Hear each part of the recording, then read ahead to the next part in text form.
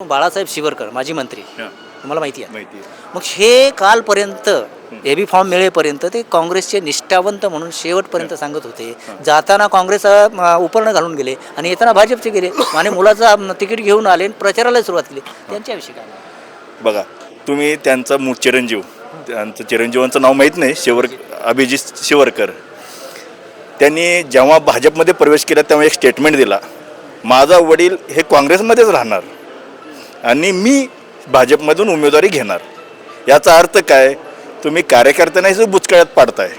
तुमचा जो विचार आहे आतापर्यंत मागील जर शिवरकर साहेबांचं जर वय बघितलं, तुमचं पिढ्यानपिढ्या तुम्ही काँग्रेस विचारायचे.